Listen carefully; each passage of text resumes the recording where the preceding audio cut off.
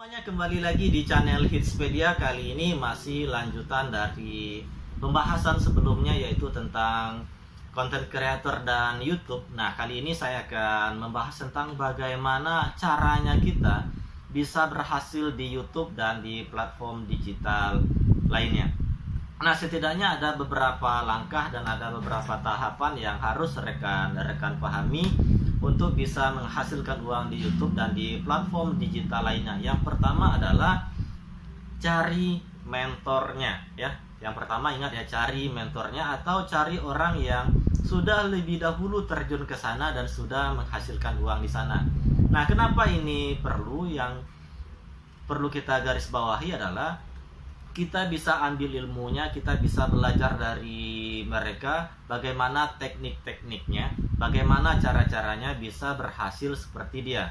Karena apa? Ketika kita hanya fokus sendiri saja dan tidak ada mentornya dan tidak ada tempat untuk bertanya, permasalahannya adalah nanti ketika kita stuck atau ketika ada masalah, kita kehilangan arah dan tidak bisa mendapatkan solusi dari permasalahan yang kita hadapi. Jadi kalau seandainya kita memiliki mentor, kita memiliki orang tempat bertanya, ketika ada masalah langsung bisa dicarikan solusi dengan secepat kilat. Nah, ini garis bawahnya adalah cari mentornya atau cari orang yang lebih dahulu terjun ke sana dan kita belajar dari dia.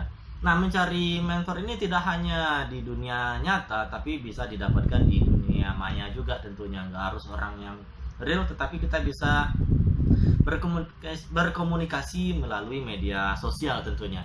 Nah, cara yang kedua adalah supaya kita cepat berhasil di platform digital untuk menjadi content creator ataupun menjadi YouTubers adalah kolaborasi ya. Nah, ini penting sekali. Jika dulu orang berlomba-lomba untuk berkompetisi, nah hari ini orang sudah berlomba-lomba untuk berkolaborasi. Nah, kolaborasi di sini adalah konsepnya adalah saling menguntungkan ya, antara satu pihak dengan pihak yang lain. Jadi jangan kita berkolaborasi judulnya tetapi kita merugikan orang lain. Nah, ini jangan. Nah, dengan kolaborasi ini kita bisa bertukar ide, kita bisa bertukar apapun yang kita miliki untuk kemajuan bersama. Nah, ini tujuan dari kolaborasi. Misalnya kita punya keterampilan A dan dia memiliki keterampilan B, ketika itu digabungkan maka menjadilah produk baru yaitu A dan B. Nah, daripada kita hanya dominan di A dan mereka dominannya di B. Nah, ini sebuah cakupan yang bisa membuatkan kreativitas atau inovasi-inovasi baru muncul ketika kita berkolaborasi. Nah, kolaborasi ini diawali aja dari yang kecil-kecil, kemudian baru sampai ke tahapan yang besar. Misalnya kolaborasi ide, kemudian kolaborasi dari video, dan kolaborasi dari hal-hal lainnya. Nah, dengan dua langkah ini, misalnya tadi yang saya sebutkan dengan mentor, dengan kolaborasi, dua tahapan ini saja dipegang teguh ketika kita menjadi seorang content creator ataupun menjadi seorang YouTubers, itu sudah bisa ke tahapan keberhasilannya hingga 50%. Nah, ini saya garansi. Kalau kalian punya mentor, kalau kalian ada tempat untuk kolaborasi, 50% kalian sudah dekat dengan keberhasilan menjadi YouTubers ataupun menjadi content creator. Nah, ada tahapan penentu lainnya yang bisa dimaksimalkan lagi, yang tingkat keberhasilannya kalau tadi 50 itu bisa diangkat 75%. Apa itu? Yang ketiga adalah bagaimana caranya kita bisa menemukan ya tempat ataupun sarana ataupun media yang bisa memancing kita ya untuk bisa sama-sama melahirkan ide-ide baru, melahirkan produk-produk baru, atau membuat kreativitas baru. Apa itu? Yaitu komunitas. Nah, ini penting sekali.